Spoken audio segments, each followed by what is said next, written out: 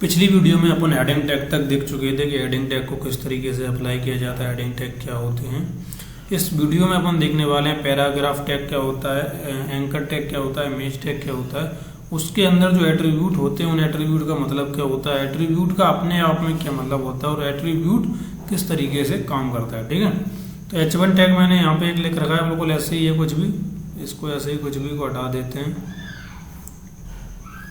सागर यहाँ पे लिख रखा है और इसी चीज को अपन पैराग्राफ टैग के अंदर लिखते हैं। क्या लिख रहा हूं मैं यहाँ पे, पैराग्राफ टैग। पैराग्राफ टैग, इसको पैराग्राफ टैग क्यों बोला जाता है वो अभी जैसे ही इसका रिफ्लेक्शन आप ब्राउजर पे देखेंगे आगे यानी कि स्क्रीन पर देखेंगे तो तुरंत ही मालूम पड़ जाएगा। ठीक है, इसको पी टैग से बोला जाता है, पैराग्राफ टैग को पी टैग से बोला जाता है और इसके अंदर भी अपन लिखते हैं क्या, सागर। ठीक है, और मैंने इसको गो लाइव करके पहले ही चला रखा है, तो डायरेक्ट अपन जाएंगे ब्राउजर पे और यहाँ पे देखेंगे सागर दोनों अलग तरीके से लिखे हुए हैं। पी पैराग्राफ का जो टैग है उसका सागर अलग तरीके से लिख के आ रहा है और H1 टैग के अंदर जो अपन ने सागर लिखा था वो एक अलग तरीके से लिख के आ रहा है। तो ऐसा क्यों हो रहा है? ऐसा इसलिए हो रहा है क्योंकि H1 से लेके H6 तक पूरे सबका टैग का मतलब HTML के अंदर प्री डिफाइन है। किसको बोल्ड करके दिखाना है, किसको बोल्ड करके नहीं दिखाना, किसको स्मॉल करके दिखाना, किसको स्मॉल करके नहीं दिखाना। उसी तरीके से पी टैग का मतलब HTML के अंदर प्री डिफाइन है कि पैराग्राफ टैग के ऊपर कोई भी हमें बोल्ड नेचर नहीं लगाना है, मतलब किसी भी टेक्स्ट को बोल्ड नहीं बनाना जब तक उसको बोला नहीं जाता है। किसी भी टेक्स्ट को इस तरीके से रिप्रेजेंट नहीं करना है कि अगर नेक्स्ट पैराग्राफ जैसे अपन ने एक पी लगाता है, फिर से अगर मैंने सागर लिखा और फिर मैं इसको करता हूँ तो कुछ भी ऐसा नहीं है कि अगर एक या दो चार पैराग्राफ लगा रहे हैं तो कुछ अपने को दिक्कत आ जाएगी। इसके अंदर कितने भी पैराग्राफ और टैग अपन लगा सकते हैं। ठीक है, अब पैराग्राफ टैग के अंदर कुछ भी यहाँ पे जो भी यूज करेंगे उसको बोला जाता है एट्रीब्यूट। जब इसका प्री डिफाइन कोई एट्रीब्यूट नहीं होता है पैराग्राफ का, पहले से कोई एट्रीब्यूट डिफाइन नहीं किया गया, अपन चाहें अपनी तरफ से तो यहाँ पे स्टाइल नाम का एक एट्रीब्यूट दे सकते हैं और स्टाइल नाम का एट्रीब्यूट देके अपन यहाँ पे जैसे कलर इसको दे सकते हैं। कलर यहाँ पे ग्रीन दे दिया और बस इसको अगर दे दें और यहाँ पे जाएं तो अपना जो सागर है वो अगर आपको नहीं दिखाई दे रहा है तो अब दिखाई दे रहा हो कि सागर जो है अपना ग्रीन कलर का हो चुका है। ठीक है, तो इस तरीके से एट्रीब्यूट किसी भी जिसके अंदर प्री डिफाइन नहीं है, इसके अंदर कोई भी प्री डिफाइन नहीं है यानी कि पहले से कोई भी एट्रीब्यूट नहीं दिया गया, इसको HTML के अंदर ऐसा कोई भी एट्रीब्यूट नहीं दिया गया। लेकिन HTML के अंदर कुछ ऐसे टैग भी हैं जिनका कुछ प्री डिफाइन एट्रीब्यूट होता है। जैसे ऊपर देखें तो मेटा का है और मेटा ने अपने आप को दिया और इसमें HTML का भी होता है। HTML के अंदर जो LANG और जो EN लगा है इसके अंदर LANG एट्रीब्यूट है। अब देखते हैं एट्रीब्यूट होता क्या है, कमेंट करके लिखते हैं व्हाट इज एट्रीब्यूट।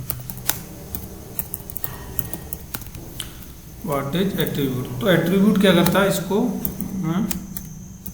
तो एट्रीब्यूट करता क्या, एट्रीब्यूट किसी भी टैग का जो भी टैग या एलिमेंट बोल लो या टैग बोल लो, किसी भी पर्टिकुलर टैग का उसकी एक एडिशनल इंफॉर्मेशन देता है। जैसे कि अपन ने पी टैग लगाया था, पी टैग ने क्या किया था, पैराग्राफ टैग था, उसने पैराग्राफ लिख के दे दिया। अब स्टाइल टैग, स्टाइल क्या है, इसमें स्टाइल एक एट्रीब्यूट है। स्टाइल ने क्या किया, पैराग्राफ टैग के अंदर जो भी चीज लिखी हुई है उसको एक कलर देने का काम कर दिया, यानी कि उसकी एक एडिशनल इंफॉर्मेशन बढ़ा दी।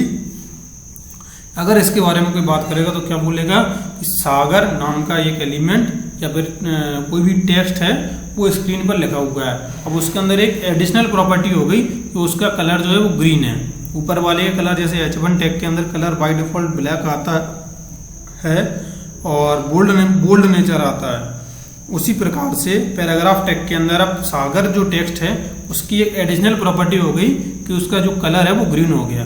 तो एट्रीब्यूट क्या करता है, एडिशनल प्रॉपर्टी को अपन को ऐड करता है, एडिशनल प्रॉपर्टी को ऐड करता है। अब देख लेते हैं एंकर टैग। एंकर टैग को बोला जाता है, एंकर टैग को लिंक टैग भी बोला जाता है। अब इसके अंदर क्या होता है, एंकर टैग के अंदर जो भी टेक्स्ट, तो जैसे मैं यहाँ पे लिख देता हूँ Sagar Gupta owner of SimplyJS programming institute, programming channel लिख दो या प्रोग्रामिंग इंस्टीट्यूट लिख दो। तो ऐसा जैसे मैंने यहाँ पे लिख दिया। अब इसको देखें तो बहुत ही नॉर्मल सा लिख के आएगा, Sagar Gupta owner of additional property लिख के क्यों आ गया? ओ सॉरी, अच्छा हो सकता है इसको थोड़ा सा पकड़ते हैं, इसको पकड़ने के बाद इसको कमेंट कर देते हैं। लो अभी बराबर तरीके से काम करेगा। आई होप ऐसा कैसे हो गया है।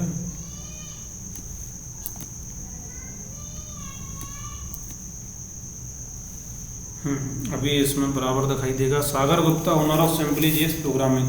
अभी इसमें किसी भी तरीका कलर नहीं है, कुछ नहीं है, कुछ भी अलग नहीं हो रहा है। लेकिन एंकर टैग अपने आप में एक एट्रीब्यूट लेके चलता है। इसका खुद का एक एट्रीब्यूट है, वो है href एट्रीब्यूट। किसी और के साथ लगाएंगे तो ये काम नहीं करेगा, लेकिन एंकर टैग के साथ लगाएंगे तो ये काम कर देगा। href एट्रीब्यूट क्या करता है? href एट्रीब्यूट किसी भी पर्टिकुलर लिंक को लेने का काम करता है। अब इसको मैं एग्जांपल यानी कि प्रैक्टिकल तरीके से समझाता हूँ। मैंने ये खोल के रखा है, यहाँ पे एक लिंक है, ये लिंक है pixel.com की। इसको अपन ने Ctrl+C के साथ कॉपी किया और कॉपी करने के बाद VS कोड में आए और href जो अपना एट्रीब्यूट है उसके अंदर पेस्ट कर दिया। अब पेस्ट करने के बाद आप देखेंगे तो इसका जो कलर है वो ब्लू हो चुका है, जो भी टेक्स्ट था। अब इस जो लिंक है ना, वो लिंक अब टेक्स्ट के अंदर जाके छुप गई है। अब वो लिंक टेक्स्ट के अंदर जाके छुप गई है। जैसे ही इसके ऊपर टेक्स्ट के ऊपर कोई भी क्लिक करेगा तो डायरेक्ट वो उस लिंक पे उसको रीडायरेक्ट कर देगा, डायरेक्ट उसको लिंक पे पहुंचा देगा।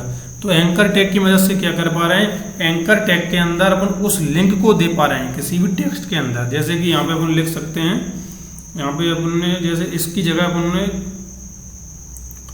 लिख दिया pixel image, pixel image.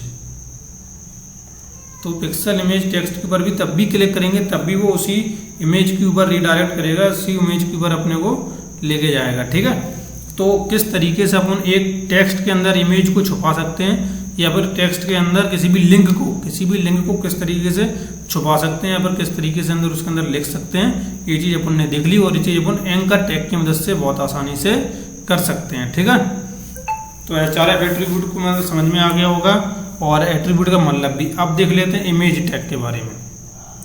Image tag किस लिए लगाया जाता है? इमेज टैग को लगाया जाता है इमेज को स्क्रीन पे शो कराने के लिए, स्क्रीन पर इमेज को शो कराने के लिए। अब इमेज टैग एक ऐसा टैग है, वो एक सेल्फ क्लोजिंग टैग है। अब यहाँ पे प्रॉपर्टी सबकी लिखते जा रहे हैं अपन, कंट्रोल के साथ कमेंट करेंगे। तो इमेज टैग एक सेल्फ क्लोजिंग टैग है। इसमें इसको जरूरत नहीं रहती कि कोई इसको दूसरा क्लोज करने आए। जैसे पैराग्राफ टैग यहाँ पे खुला, यहाँ तक चला और उसके बाद ये बंद हो गया। H1 टैग यहाँ पे खुला फिर यहाँ पे बंद कर दिया गया। ऐसा नहीं है कि ये टैग काम नहीं करेंगे अगर इनको बंद नहीं करेंगे, लेकिन अगर आप इसको बंद करेंगे तो ये ज़्यादा बेटर तरीके से काम करेंगे। लेकिन इमेज टैग को बंद करने की ज़रूरत ही नहीं होती है। इमेज टैग को इस तरीके से बनाया ही नहीं गया है HTML के अंदर कि इसको आप बंद करें। तो इमेज टैग भी एक एट्रीब्यूट लेता है, इसका नाम है सोर्स। अब यहाँ पे सोर्स क्या इंडिकेट करता है? सोर्स यहाँ पे इंडिकेट करता है इमेज को शो करता है कि इमेज को जो सोर्स है यानी कि इमेज का जो पाथ है वो क्या होगा, इमेज कहाँ से लाई जा रही है। अब यहाँ पे इमेज दो तरीके से लाई जाती है, एक एब्सोल्यूट पाथ के जरिए, एक रिलेटिव पाथ के जरिए। अब एब्सोल्यूट पाथ और रिलेटिव पाथ क्या होता है वो समझने के लिए अपन देखते हैं। एब्सोल्यूट पाथ ये होता है कि जैसे किसी भी दूसरे की लिंक है, ये अपनी लिंक नहीं है, अपन ने इसके ऊपर काम नहीं कर रहे हैं, अपन ने इस वेबसाइट को बनाया नहीं है, दूसरे की लिंक है, दूसरे की वेबसाइट। अपन इस इमेज को अपने स्क्रीन में या फिर अपना जो भी अपन काम कर रहे हैं या जो भी पेज बना रहे हैं या कोई वेबसाइट बना रहे हैं उसमें अपन शो कराना चाहते हैं, किसी दूसरे की लिंक को डायरेक्टली अपने पेज में शो कराना चाहते हैं। तो इसको क्या करेंगे, इसको राइट क्लिक करेंगे, कॉपी लिंक एड्रेस पे क्लिक करेंगे और यहाँ पे आएंगे और यहाँ पे सोर्स के अंदर उसी एड्रेस को Ctrl+V के साथ पेस्ट कर देंगे, Ctrl+V के साथ पेस्ट कर देंगे। ऐसा करने पे अपना जो मेन पेज है, अपना मेन पेज कौन सा है, अपन कंट्रोल पहले माइनस के साथ इसको थोड़ा सा पता नहीं क्यों ऐसा हो रहा है, लेकिन कोई दिक्कत नहीं है। अपने मेन पेज पे आते हैं, तो मेन पेज पे अपन ने जो इमेज को अपन अभी देख रहे थे, तो उस इमेज को अपने मेन पेज अभी देखना, अभी अपन उसके मेन पेज पे नहीं, उसका पेज ये है, उसका पेज है, इमेज ये वाली है, ठीक है। अपन ने उसी इमेज को अपने पेज पे शो कराने के लिए, अपने पेज पे शो कराने के लिए अपन ने क्या किया, इमेज पे राइट क्लिक किया, कॉपी, उस इमेज की लिंक को कॉपी किया। किसी दूसरे की वेबसाइट से कर रहे हैं अपन, ध्यान रखना, किसी दूसरे की वेबसाइट से डायरेक्टली अपनी वेबसाइट या अपने पेज पे किसी भी इमेज को लगाना ही एब्सोल्यूट पाथ देना होता है। क्या देना होता है उसको, एब्सोल्यूट पाथ। अब तो अपन ने समझ लिया कि एब्सोल्यूट पाथ किस तरीके से दिया जाता है। अब समझ लेते हैं रिलेटिव पाथ किस तरीके से दिया जाता है। अभी आप लिख लेना कि एब्सोल्यूट पाथ और रिलेटिव पाथ में क्या अंतर होता है, बहुत ज़्यादा अंतर कुछ होता नहीं है। जैसे अपन ने एब्सोल्यूट पाथ दिया उसी तरीके से रिलेटिव पाथ, लेकिन रिलेटिव पाथ क्या होता है, अपन ने अपने किसी फोल्डर या ड्राइव के अंदर कोई इमेज रखी हुई है। जैसे यहाँ पे मैंने एक इमेज रखी हुई है simplyjs2.png करके, यहाँ पे मैं simplyjs का लोगो है मेरा प्रोग्रामिंग चैनल। तो simplyjs की जो इमेज है अपन को अपने पेज पे शो करानी है, तो अपनी फोल्डर के अंदर पर्टिकुलर फ्री वेब डेवलपमेंट जो मैंने फोल्डर बनाया है उस फोल्डर के अंदर ये इमेज है। तो जिस फोल्डर के अंदर काम कर रहे हैं उसी फोल्डर के अंदर इमेज को एक्सेस कैसे करते हैं, एक डॉट लगाएंगे और फ्रंट स्लैश दे देंगे, बैक स्लैश होता है, फ्रंट स्लैश होता है। फ्रंट स्लैश देते ही दोनों ऑप्शन इसके अंदर खुल के आ गए, simplyjs2.png और HTML। तो ये क्या कर रहा है, ये डायरेक्ट डॉट लगाते ही ये लगा, देखो मैं आपको बताऊं, देखो अपन ने डॉट लगा के फ्रंट दबाया तो क्या किया, जिस फाइल के अंदर थे उस फाइल से बाहर गया, उस फाइल से बाहर अपना फोल्डर था, फोल्डर के अंदर गया। अब फोल्डर के अंदर जितनी भी चीजें हैं, फोल्डर के अंदर जितनी भी चीजें, उन सबको उसने ला के दिखा दिया। इतनी सारी चीजें, इसमें से आप किस चीज को एक्सेस करना चाहते हैं, अपन यहाँ पे इस इमेज को एक्सेस करना चाहते हैं। अब जो इमेज है वो अपने पेज पे शो हो गई होगी, मैं आपको दिखाता हूँ करके। ये जो इमेज है simplyjs से अपने पेज पे आके शो हो चुकी है, अपन को दिखाई दे रही है बहुत अच्छी तरीके से, ठीक है। तो ये चीज अपन को क्लियर हो गई आज कि इमेज टैग को किस तरीके से यूज किया जाता है, इमेज टैग के अंदर एब्सोल्यूट पाथ क्या होता है, इमेज टैग के अंदर रिलेटिव पाथ क्या होता है, एंकर टैग यानी कि जो एक लिंक है किसी भी पर्टिकुलर टेक्स्ट के अंदर किस तरीके से छुपाई जाती है, और एट्रीब्यूट और नॉर्मल में क्या अंतर होता है। एट्रीब्यूट किसी भी पर्टिकुलर टैग के बारे में एडिशनल इंफॉर्मेशन देता है। अब इमेज टैग का एट्रीब्यूट केवल यही नहीं है कि सोर्स अकेला है, इमेज टैग के बाद एक और एट्रीब्यूट है, वो है अल्ट। अल्ट क्या करता है कि अगर बाई चांस इमेज का पाथ अपन ने गलत दे दिया तो उसकी जगह पे अपन क्या शो कराना चाहते हैं, जो भी शो कराना चाहते हैं। जैसे अपन मान लो simplyjs2 की जगह अपन यहाँ पे simplyjs अकेला दे लेते हैं, जो कि इमेज एग्जिस्ट नहीं करती, ऐसी इमेज कोई है ही नहीं।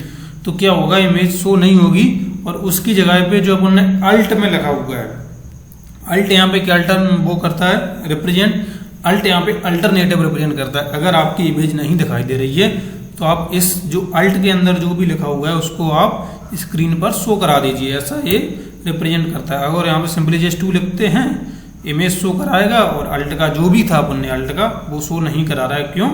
क्योंकि उसने बोला कि अगर जब इमेज नहीं है अपने पास उसके बाद आप अल्टरनेटिव डिफाइन कर सकते हैं। अब इसके पास दो एट्रीब्यूट वैसे और होते हैं, विड्थ और हाइट, लेकिन वो अपन जब इमेज की रिस्पॉन्सिवनेस के बारे में या फिर अलग अलग डिवाइस के साथ जब इमेज किस तरीके से काम करती है उसके बारे में देखेंगे तो जान लेंगे। और अभी तक अगर आपने मेरे इस प्लेलिस्ट को बुकमार्क नहीं किया है तो बुकमार्क जरूर कर लें। बुकमार्क करने का तरीका तो आपको मालूम होगा ही, इतने तो समझदार लोग हैं आप। और सब्सक्राइब करके प्लेलिस्ट को सब्सक्राइब ठीक है कर लेना जो भी मन हो। मिलते हैं अगले वीडियो में, तब तक के लिए लव यू ऑल।